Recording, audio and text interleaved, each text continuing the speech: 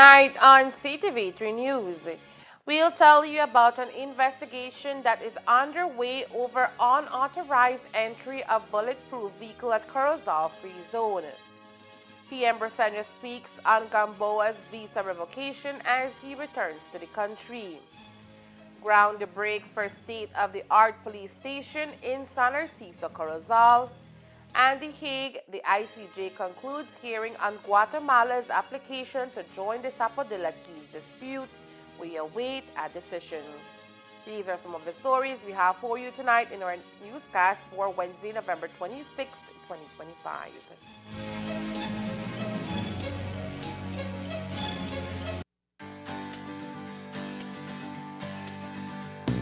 Looking for quality, tasty, and easy to prepare meals? Look no farther. M&M Frozen Foods, proudly distributed by United Distributors Limited, brings you a wide range of delicious frozen delights, perfect for every occasion. From frozen pizzas, quesadillas, garlic bread, jumbo samosa, cocktail samosas, pizza pockets, spring rolls, and hacken noodles. M&M Frozen Foods is fresh, flavorful, and convenient for busy lifestyles. Whether you're planning a quick dinner, hosting a gathering, or stocking up for the week, M&M Frozen Foods has you covered. Available now at leading supermarkets and stores nationwide through United Distributors Limited. M&M Frozen Foods, extensive variety to satisfy every craving. Attention farmers, the New World screwworm is a serious threat to livestock, pets, wildlife, and humans. It causes yield losses, damages the quality of meat and skins, and can even kill them if left untreated. Check your animals daily. If you see any wounds on them, treat them immediately. Prevention is key. Apply approved healing and fly repellents to the navel of newborn animals after dehorning, ear tagging, or any other practice that leaves wounds on your animals to ensure your animals' well-being. If you notice worms in unusual wounds, report them immediately. Call Baja at 824-4872 or text or WhatsApp 670-7003 or call your nearest Ministry of Agriculture office. And don't forget, never transport or receive animals with injuries.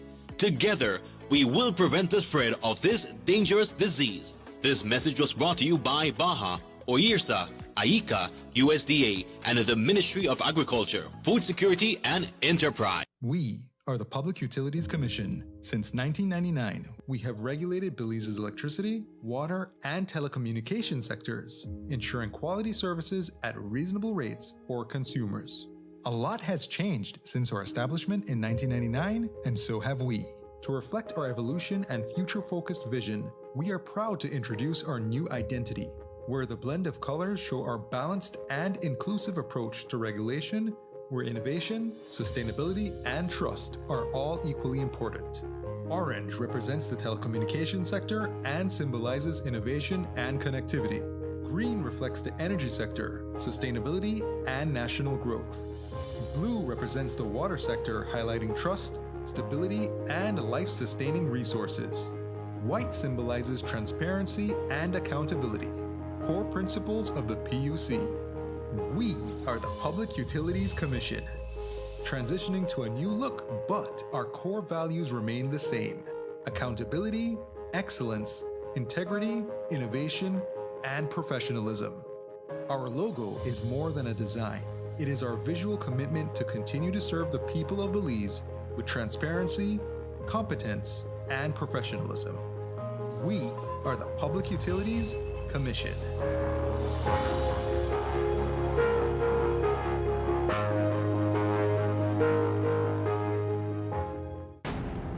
Your government is taking back ownership of our hydro dams and power generation plants, and all shares held in BEL by the foreign-owned Fortis. Belizean assets in the hands of Belizeans. Fully Belizean-owned and managed, with all local employees. Our nation's premier source of clean power generation is now in our hands. Revenues made in Belize will now stay in Belize. Remember, Energy security equals economic independence. Your government continues to put Belizeans first.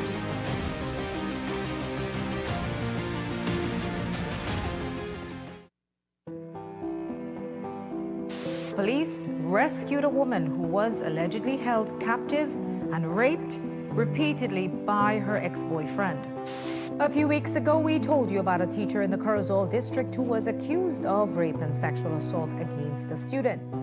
Well, tonight it's a principal that stands accused, and the student he allegedly abused is 13. A 17-year-old from the Belize district told police that her father had touched her inappropriately in a sexual manner in July before he raped her at their home on the day school opened. Real men don't beat up women. Real men don't prey on children. Real men don't abuse and rape and terrorize. Real men uplift women and protect children. It's time to break the cycle. Time to end the violence. It starts with us.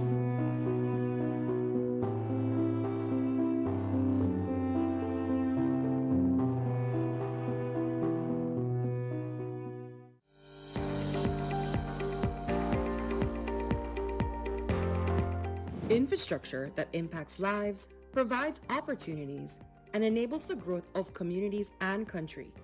That has been the constant mission of the MIDH.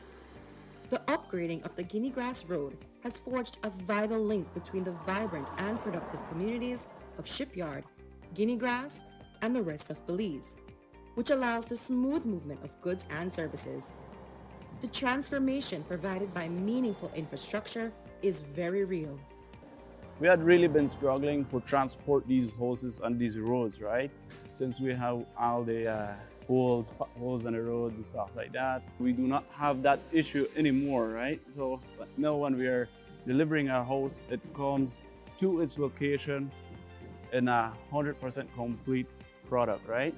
Before this highway came into place, this Tower Hill to Guinea Grass highway, there was a lot of bad things going on in terms of the road. It was bad. Potholes when it used to rain. People used to take a long time to come out and come into the village. And even teachers who are teaching here who have to commute find it very difficult to do their traveling every day. Una gran diferencia, gran diferencia. En el tiempo que estaba la carretera, que no estaba pavimentada, era demasiado polvo, demasiado. Y era como más despacio. Andabas como más lento porque pues no podías ir rápido. Pero ahorita es un gran beneficio, la mera verdad es, yo creo que es lo mejor que el gobierno ha hecho. Yo estoy muy feliz, muy alegre con ello. Well, now with this highway, now we have a lot of people, traversing the village.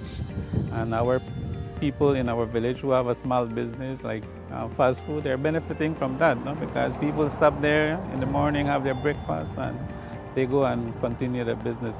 Have business been increasing? Definitely. Yeah, we have realized when it comes to our customers, right? So we do not have the problems anymore that customer would say if they would call in, okay, where are you located, right? And I would say, you're located entrance of Shipyard. And then they would say, okay, we have to travel the bad road or whatever. So that's not a question anymore. In the past, I believe these students used to struggle, meaning going on the bus or traveling on pickup, and it took long, they reached late to their classes. But right now, the transportation is accessible and the highway is accessible. So from Guinea Grass to their destination, to Orange Rock, to the high schools in Orange Rock, it takes less time. Right now, I believe teachers, people smile because it only takes minutes to reach from Guinea Grass to Tower Hill.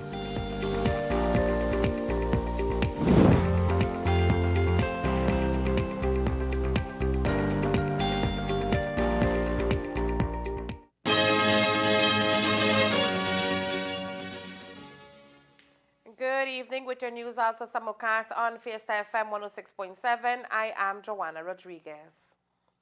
Why was Superintendent of Police Aaron Gamboa's visa revoked by the U.S., and are there other high-ranking officers that are facing the same fate?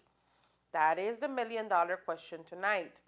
As we mentioned previously, Gamboa was halted from boarding a flight to the United States on Saturday last after airport officials informed him that his U.S. visa had been marked or flagged.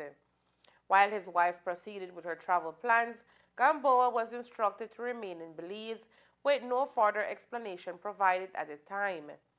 Confirming the incident, Gamboa stated he would seek clarification from both the U.S. Embassy and his legal counsel to understand the reasons behind the visa alert. Today, upon his return to Belize, Prime Minister John Briceño spoke on the issue, citing concern.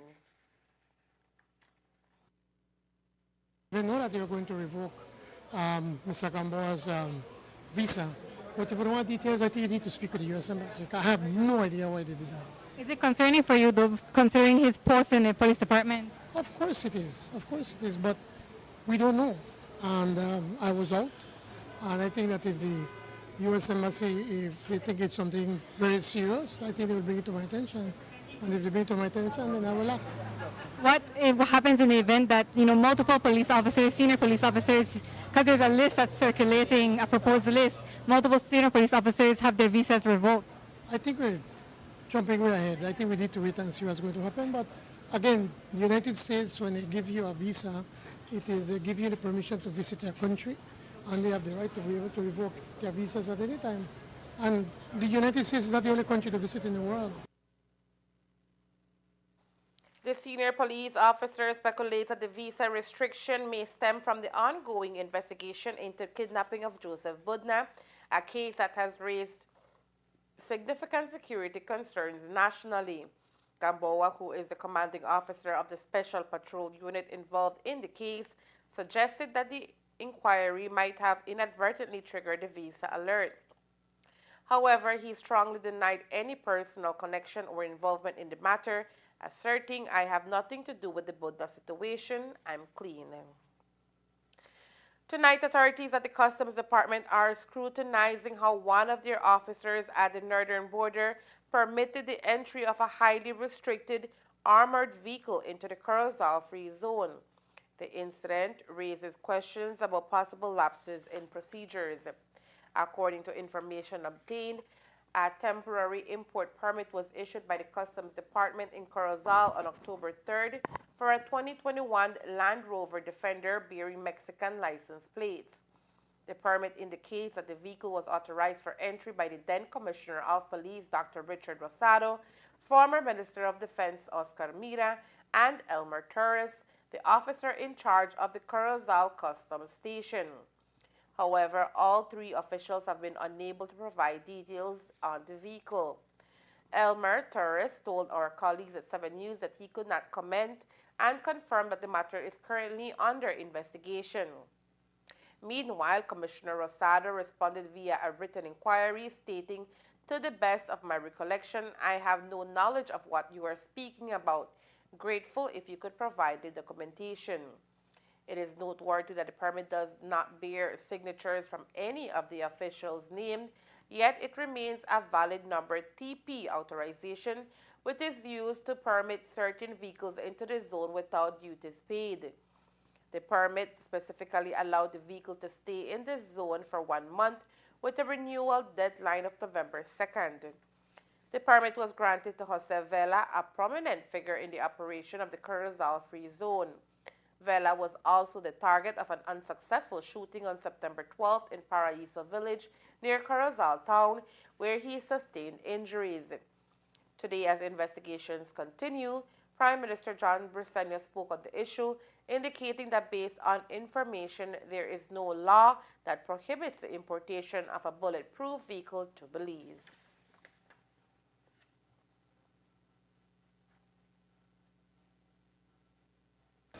Well, I don't know if you could put it from that end about the reef.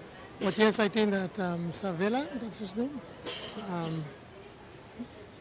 I think they tried to shoot him. I think was it in September, and probably he wants to see how he can protect himself. Maybe just a precaution, as far as I can tell. But is this normal thing that's usually approved by customs, a bulletproof vehicle? Well, I think you need to speak with the Customs Department and also the Attorney General's office. But I will just tell you this part, and I don't want to go back and forth. From what I'm told, there is no law that prevents anyone from bringing in a bulletproof vehicle. There are several, as I'm told, there are several organizations, businesses, and people that have these vehicles to protect themselves, probably like in the banks, for instance, and there have been no issue. Sticking to the topic of the Curacao Commercial Free Zone, currently there is serious concern over citizen security and the possibility of some levels of corruption taking place in the area. With Cabinet's recent reshuffle, the hope now is that by combining Home Affairs with Enterprise, the matter can be addressed. But that's the very reason why we put Enterprise with the police, so that we hope that then the police can play a more active role at the zone to be able to ensure that we can have peace and stability in the zone. The Curacao Free Zone is a very important area that creates a lot of employment. We employ about 1,500 divisions. And for us, it's important to be able to protect them and that everybody can feel safe. I don't think we're there that people don't feel safe, but we just want to take that extra precaution. 3 residents of Curacao Town have been detained and formally charged after police uncovered cannabis during an early morning raid on Wednesday, November 26, 2025. The operation was carried out around 4:30 a.m. by officers from the Quick Response Team who executed a search warrant at a residence on 4th Avenue. According to authorities, upon arrival, the officers identified themselves to the occupant, 41-year-old Yara Oliva, before beginning the search. Also present in the home were 19-year-old Alexander Obando and 24-year-old Osiel Oliva. When questioned about any illegal items, all 3 individuals reportedly responded no. During the search, the officials discovered a clear glass jar containing a green leafy material believed to be cannabis in one of the bedrooms. The officers showed the find to the individual and informed them of the offense related to possession of controlled drugs before placing them under arrest. The suspects were taken to the Curacao police station where the suspected substance was weighed. The total weight of the cannabis was recorded at 25.4 grams. Imagine traveling in a bus and being awakened by someone touching you inappropriately. That is exactly what allegedly occurred to a 19-year-old Belizean customer service representative from the village of Guinea-Grass in Orange Walk. According to the female, on the morning of November 25th, around 5:15 a.m., she boarded a Cabreras bus at the junction near Guinea-Grass village. She settled into the second seat opposite the driver, next to a Hispanic male passenger described as chubby, approximately 5 feet 2 inches tall, dressed in a purple sweater and a dark gray hoodie-style jacket. The female told cops that she fell asleep for about 30 minutes. During this time, she felt a hard object knocking her chest. She initially dismissed the sensation and went back to sleep. However, about 5 minutes later, she felt her breast being squeezed. She saw that the male passenger quickly pulled his hands away. Confronting the individual, the female questioned him and recorded a video of him using her cell phone. From there on, she kept watch until the bus arrived in Belize City, where she saw the same male passenger disembark at a Haulover Bridge. When she arrived at her workplace, the female contacted her father to inform him of the incident. Later that evening at 6:11 p.m., she took another bus, this time an Otilit service. While on board, she recognized the same male passenger who had assaulted her. When the bus made a stop, she contacted her father again, who informed her that he had already reached out to the cops. At approximately 7:50 p.m., the bus arrived at the Guinea-Grass Junction, and that is where an officer approached 43-year-old Nadil Cajon, Belizean security guard residing on Sylvester Street, Orange Walk Town. Cajon was detained and charged for sexual assault. On Sunday, November 23, 2025, authorities responded to reports of a firearm-related disturbance off the coast of Belize District. The incident occurred around 12:40 p.m. at the Blacador Key near San Pedro and Burgess Key. According to reports from Efrain Castillo, a security guard stationed on Blacador Key, he heard a series of loud bangs emanating from the sea, which he identified as gunshots.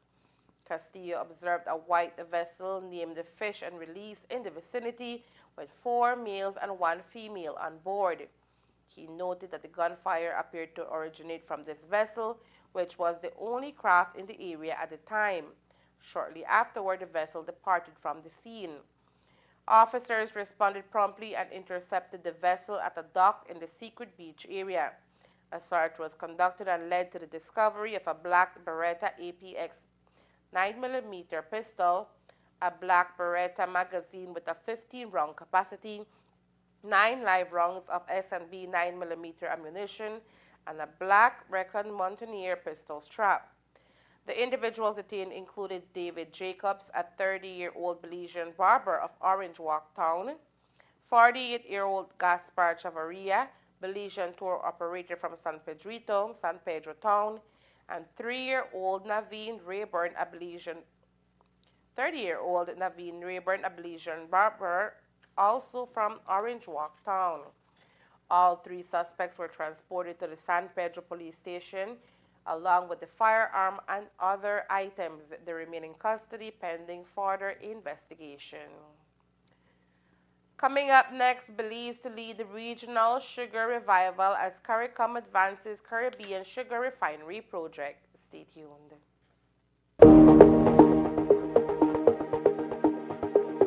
Are you dealing with a fracture? At Sugar City Medical Center, we care about your recovery. Introducing our Fracture Care Package. For just $100, you'll receive a free orthopedic consultation, 2 x-rays, and a densitometry ultrasound, all designed to get you back on your feet faster. This offer is only available for patients with fractures and is valid until December 18, 2025. Don't wait. Call Sugar City Medical Center today and take the first step towards your healing, because your health is our priority.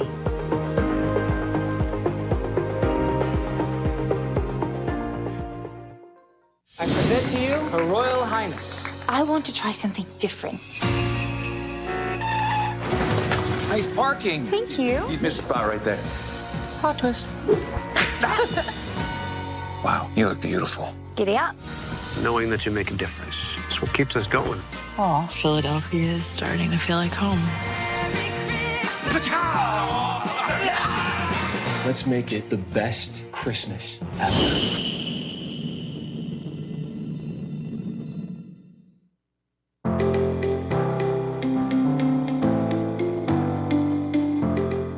It is truly an honor to stand here today as a part of the Self-Poland Repair Training Program. A program that has not only taught us a valuable technical skill, but also empower us as women to step into a field that is often seen as male-dominated. We learn how to open up phones, identify parts, common problems, and even fix these issues on our own. We have not only learned a new trade, but we have proven that women can do anything we set our minds to. I am forever grateful for this experience. This course was amazing, and I bet these ladies have that knowledge now, and nobody's gonna take away that knowledge that we have. So it's an opportunity for you to start to figure out the way forward and to be able to market to your community. When women are empowered and they're productive, they produce, GDP grows, and we're all more productive and better off as an entire country. So they're investing in you, and they fully expect that you guys are going to go out and work and make your community better, make your families better, and then the country as a consequence is going to be so much better because of your hard work. I want to thank you for believing in yourself, for having the confidence to at least attempt something new. And in the future, I want you to continue to take chances, to challenge yourself, not to underestimate what you can do and try new things, because a lot of times people need just one chance.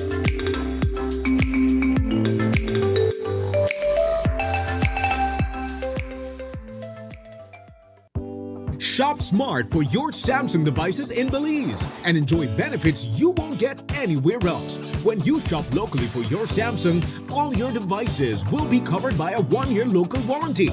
You won't get that when shopping with the other guys. When in doubt, always look for the Cellular World seal to know you're getting the real deal. Shop with confidence and enjoy your Galaxy knowing that it can be repaired locally at our Samsung Service Center by certified Samsung technicians using original parts and machinery. Even better, enjoy the best LTE experience in Belize, knowing that your Samsung devices are compatible with major local carrier networks. Get the ultimate Samsung Galaxy experience only when you shop from authorized Samsung resellers nationwide. No matter how green the grass is over there, you belong here with us. Welcome to the overworld. Anything you can dream about here? Some things are gonna come out about me. I can't live with it no more. What a track lock on itself. Who moves I want to know.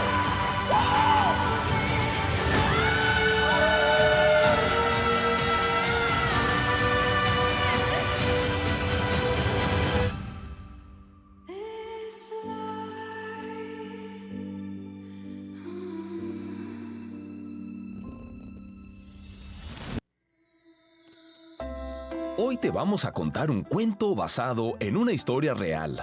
Chao Dengue, capítulo 1. Síntomas del dengue. Había una vez una familia que, sin saberlo, llevaba consigo un visitante no deseado. No era un monstruo ni un fantasma, pero sí algo que podía debilitar su cuerpo y robarle la energía. Pronto llegaron la fiebre, acompañada de dolor de cabeza, principalmente detrás de los ojos, dolor de cuerpo, náuseas y un sarpullido que se enrojecía por su piel. ¿Qué debían hacer en ese momento? Lo primero era no caer en la automedicación.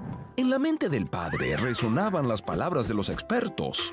La clave está en buscar ayuda temprana. Así que, sin dudarlo, se dirigió a la unidad de salud más cercana, donde le brindaron la atención necesaria.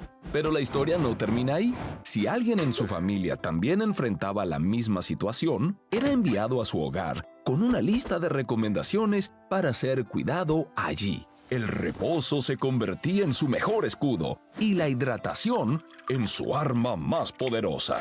Abundante líquido y, sobre todo, sales de rehidratación oral serían sus aliados en la recuperación. La familia aprendió que la acción temprana podía marcar la diferencia para que esta historia tenga un final feliz. Y colorín colorado, la salud hay que cuidarla en todos lados.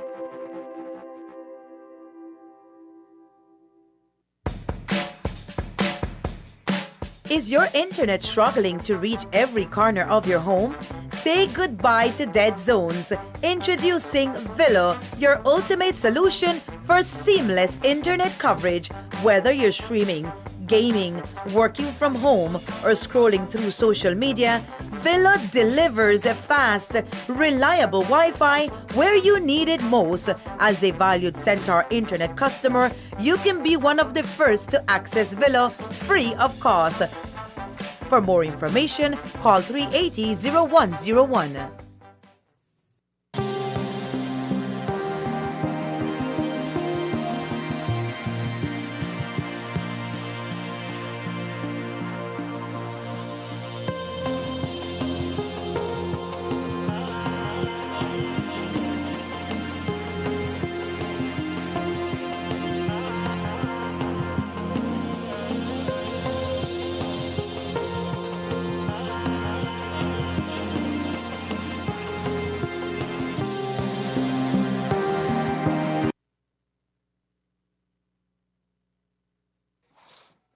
On November 26, 2025, the government of Belize officially launched the construction of a state-of-the-art police station in the village of San Narciso in Corozal, signaling a significant advancement towards the ongoing commitment of bolstering security across northern Belize under the Belize Integral Security Program, BISP.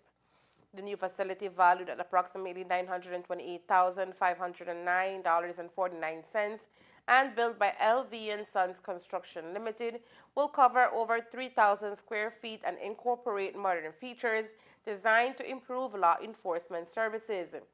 Planned amenities include dedicated spaces for a domestic violence unit, a secure evidence storage area, private interview rooms, a crime investigation laboratory, conference facilities, and on-site accommodations for police officers.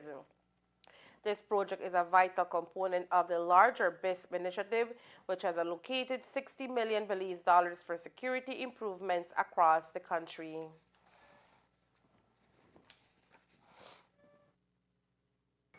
So the project is part of a $60 million that was approved by CABE, and it's a project that was approved way back in 2014. We had to do some restructuring and design of the project in order to save the funding, because many of the components were already outdated, especially in the technological aspect. So now that the project restructuring was approved by CABE's Board of Directors, we have started with the implementation. As you are aware, Bella Vista's police station is now under ongoing construction. The San Narciso one, we have now done the groundbreaking.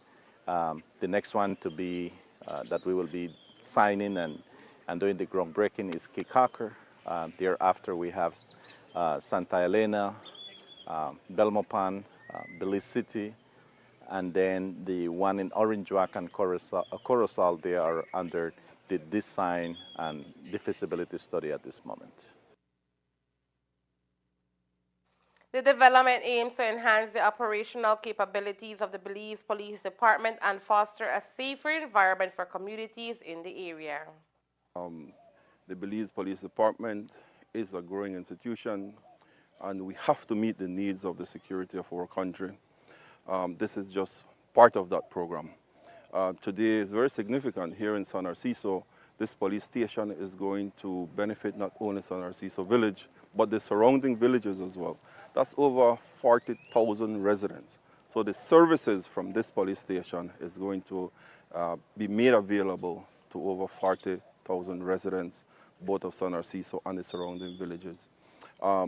This is, again, our way of making sure that we provide the services needed, that we look forward to the modernization of our infrastructure for the Belize Police Department. The new police station is expected to serve 13 nearby villages, providing safety and support to an estimated 40,000 residents. The Belize Tourism Board, BTB, has released its tourism statistics from January to October 2025, revealing 448,188 overnight tourist arrivals, a 0.4% increase compared to 2024.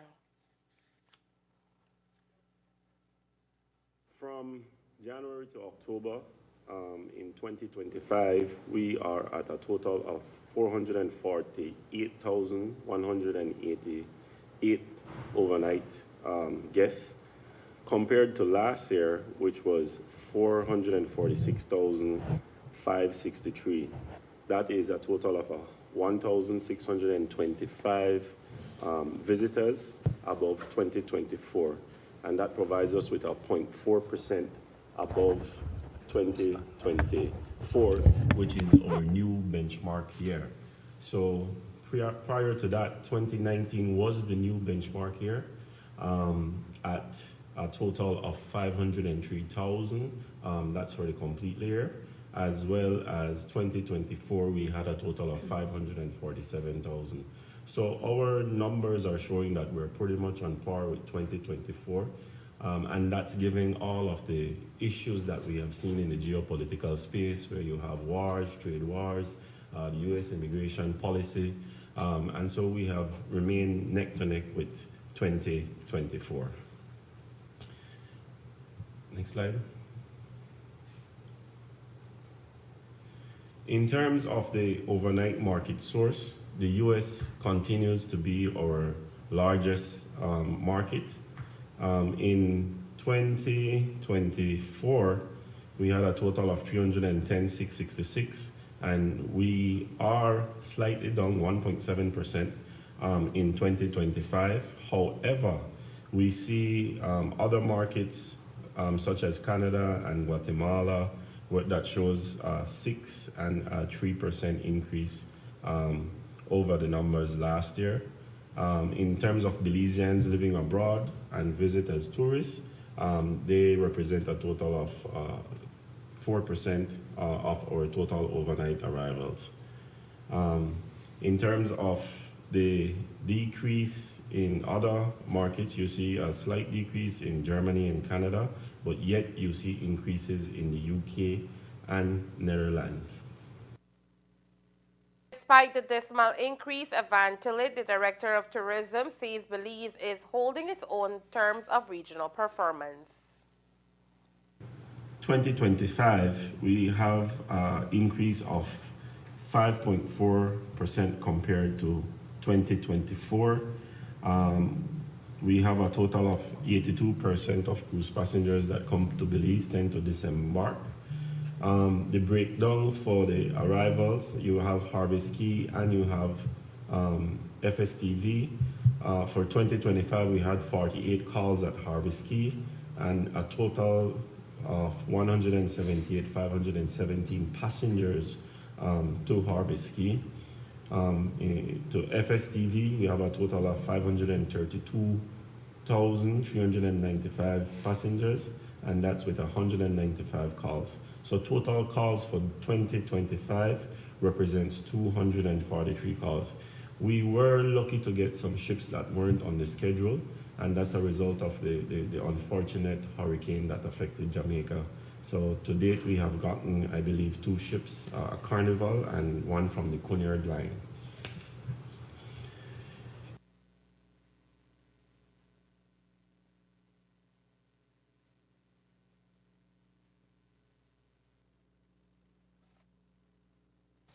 With tourism being the backbone of the Belizean economy, BTB, along with the Belize Tourism Industry Association, is focused on boosting the members of visitors to Belize by targeting secondary and regional markets.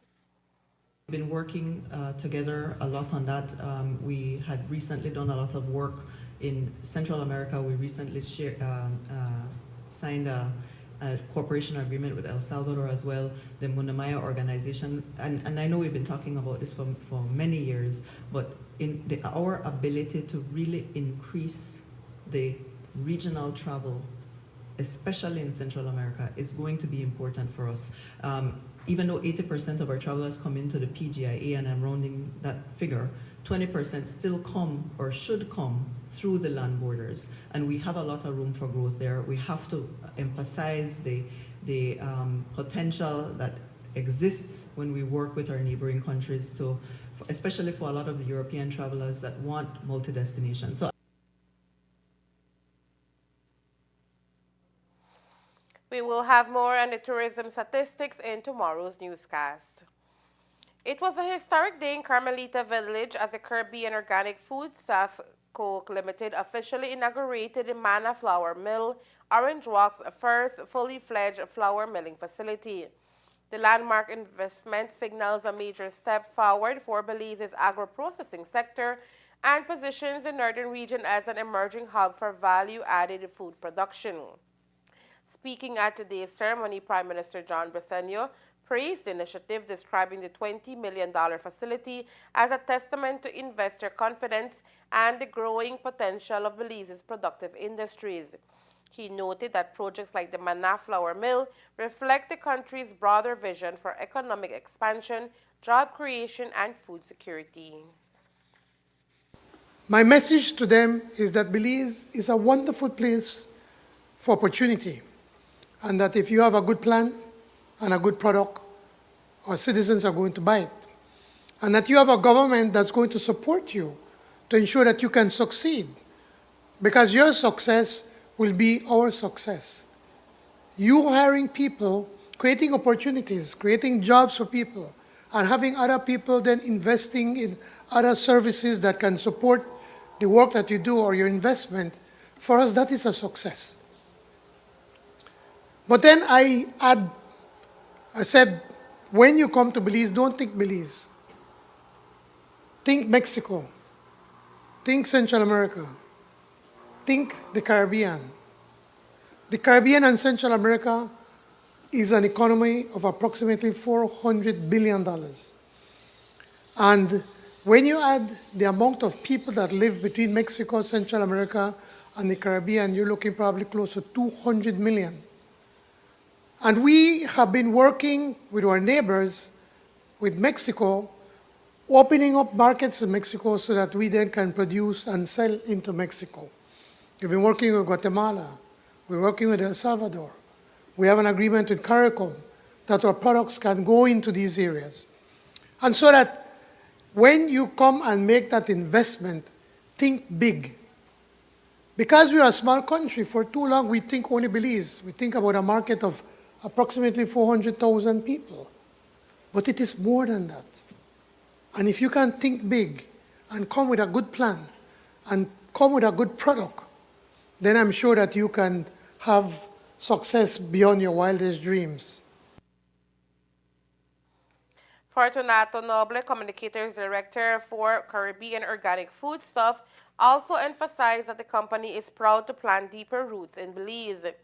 Noble highlighted the mill's modern technology, its commitment to high-quality local products, and the opportunities it will create for farmers, transport operators, and workers across the region.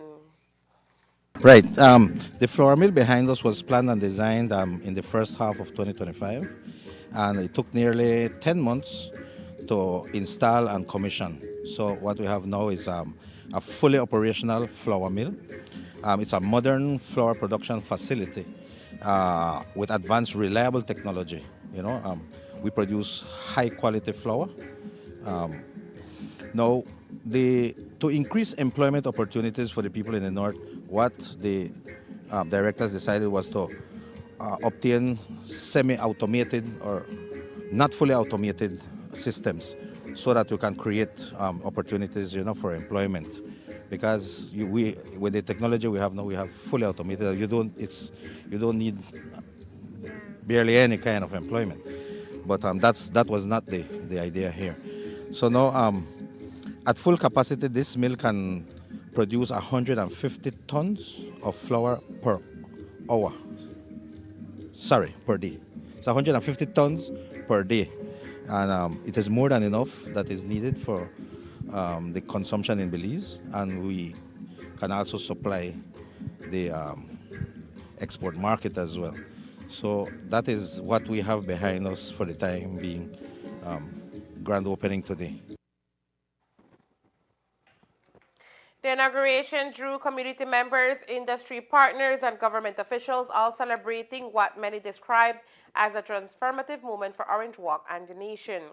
We'll have a full report in tomorrow's newscast, including an in-depth tour of the impressive facility and a closer look at how this investment is expected to impact Belize's agricultural and financial landscape. A recent national survey has raised alarm across Belize after revealing elevated levels of E. coli in drinking water sources throughout the country. The findings published last Friday by the Statistical Institute of Belize, SIB, comes from the latest iteration of the Multiple Indicator Cluster Survey 7 conducted in partnership with UNICEF and the Belizean government. In response to the survey's findings, Belize Water Services, BWS, issued a swift statement. The company emphasized that their treatment and distribution systems are regularly tested to meet international standards. BWS clarified that their daily testing routines confirm the safety of water delivered to consumers and that contamination, if any, is most likely occurring after the water leaves their facilities. The Ministry of Health and Wellness, MOHW, has also acknowledged the public's concerns regarding the recent survey results. According to a release, the ministry conducted systematic and rigorous testing across the country, adhering to internationally recognized standards such as those established by the World Health Organization, WHO. Routine surveillance involves testing microbial contaminants, The ministry emphasized that annually, approximately 4,000 water samples are analyzed nationwide.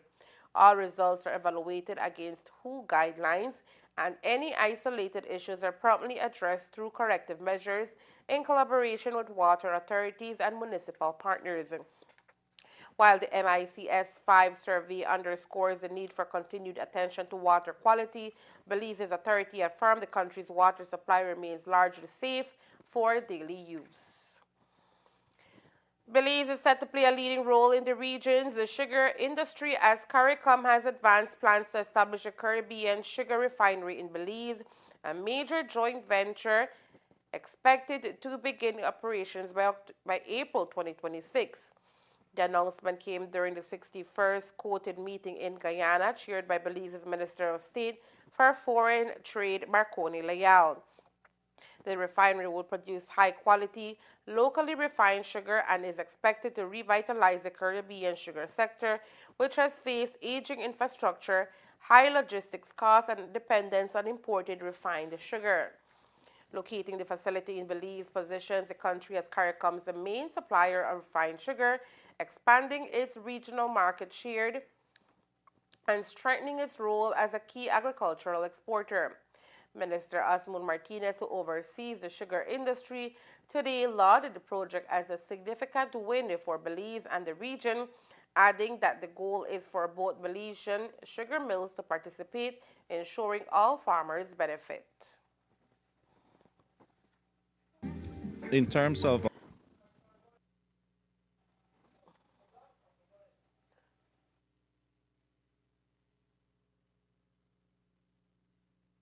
the refinery, that's a big win for Belize because the price of sugar will be at a much higher on the CARICOM market. Belize will actually dictate the pace of refinery now in the CARICOM market. Our estimate is that Belize will be able to satisfy about 75% of the market. But at the same time, the trickle-down effect is that we should have more money coming to the farmers. Because at the end, our main objective should be that the farmers should be better off on a year-to-year basis. I know that that was discussed recently in Quoted and with Minister Leal as well. Yes. Talk to us about, in terms of being able we have been, long working on penetrating or securing the CARICOM market. How does this play into that as well? Well, it's excellent. It actually is well in line with the CET that Belize has in CARICOM. It strengthens Belize's participation of controlling the market, the supply of sugar into the CARICOM market.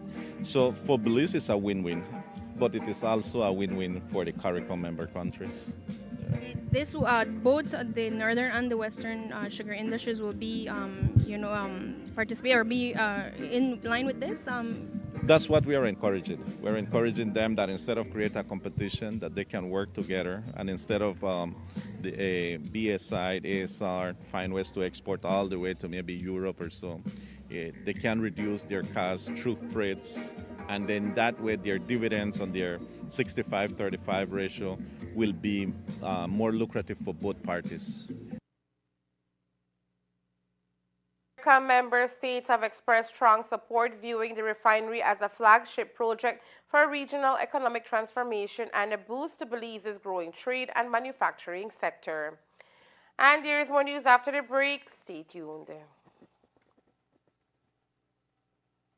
This season, a Christmas surprise awaits. With Santa Claus at 12 spins of Christmas, jingle all the way to a happy holiday by keeping your account up to date. From December 5th to the 19th, join us live on Santa's Facebook page for an opportunity to unwrap one of 12 fantastic prizes. The final magical spin will be on December 24th. To make your holiday even brighter, Centaur's sleigh is also packed with $3,000 cash giveaway. 3 lucky winners, one from Corozal, Ladyville, and Orange Walk, will each receive $1,000. The draw happens on January 5th Join the Despierta Belice morning show. This year, celebrate the magic of Christmas with Centaur, where your happiness and satisfaction is our greatest gift. Basketball fans, the NBA season is back and more electrifying than ever. Forever. Witness every battle, every dunk, and every overhead and back pass with Centaur's Express Plus app. This season is a must-watch event packed with heart-stopping moments and unforgettable plays. Don't miss out. Stream all the action live on the Centaur's Express Plus app. Hey, drop James Harden's ass! Express Plus, your front row seat to the 2025 NBA season. The International Court of Justice, ICJ, has concluded its hearings on Guatemala's application for permission to intervene in the ongoing case between Belize and Honduras concerning sovereignty over the Zapodilla Keys. The hearing, which took place from November 24th to the 26th at the Peace Palace in The Hague, marked a significant development in the complex territorial dispute involving the three Central American nations. Guatemala's representatives argued that their intervention was necessary to safeguard their legal interest and to inform the court about their position regarding territorial claims over the disputed islands. They contended that their involvement would not constitute an abuse of process, but rather ensure a comprehensive resolution of the issues at hand. Honduras, however, opposed Guatemala's intervention, asserting that the court's statute and rules do not grant Guatemala the right to participate as a party or even as a non-party in the case. Honduras warned that allowing Guatemala to intervene could open the door to introducing a new dispute, thereby complicating and potentially delaying the proceedings. The Honduran delegation emphasized that Guatemala had ample opportunities to present its claim in the separate case filed by Guatemala against Belize, which concerns broader territorial, insular, and maritime rights. Belize, the respondent in the dispute, underscored the importance of efficient judicial proceedings. It argued that the cases involving Belize and Guatemala and Belize and Honduras should be coordinated to facilitate a timely resolution. Belize emphasized that while the ICJ has discretion over intervention requests, the rules do not grant automatic rights to non-parties with interest in the case. The Belizean representatives highlighted that the overarching goal is the administration of justice and the timely conclusion of cases. The dispute over the Zapodilla Keys, a group of islands situated in the Gulf of Honduras and administered peacefully by Belize, has been ongoing since Belize initiated proceedings against Honduras on November 16, 2022. The case is part of a broader territorial and maritime dispute involving Guatemala, which submitted a separate case to the ICJ on June 7, 2019, under a special agreement to resolve the claims over territorial, insular, and maritime boundaries. Belize's legal team at the hearing included His Excellency Assad Shoman, the country's agent before the ICJ, along legal experts Professor Matthias Fortu, Ben Juratowicz, KC, Naomi Hart, and Mariana Verde, Chief Operations Officer at Belize's Office of the Agent. Belize has wrapped up its participation in the 34th session of the International Maritime Organization IMO Assembly, reinforcing its presence and influence in global maritime governance. The Ministry of Public Utilities, Energy, and Logistics say the delegation strongly reaffirmed Belize's commitment to a safe, secure, and environmentally responsible maritime sector. Minister Shabat also reiterated Belize's support for the IMO's goal of forging a fair and achievable pathway to net zero emissions. Belize's delegation, recognized for its technical expertise and diplomacy, include Honorable Michelle Shabat, Minister of Public Utilities, Energy and Logistics, His Excellency Cherry Nisbet, High Commissioner of Belize to the UK, Kaelan Young, Ports Commissioner, Eduardo Simon, Director of Technical and Seafarer Services, and Anik Sabal, Technical and Seafarer Manager. And that's the news. We invite you to join us for another newscast on Thursday, November 27th here on Ctv3 and Fiesta FM 106.7. Remember that to read a text version of the news, you can visit our website at ctv3blazenews.com. You can also log on to our Facebook page for current stories at facebook.com CTV3 Blaze News or our YouTube channel at CTV3 News TV. From all of us here at CTV3, thank you for watching and listening. Good night.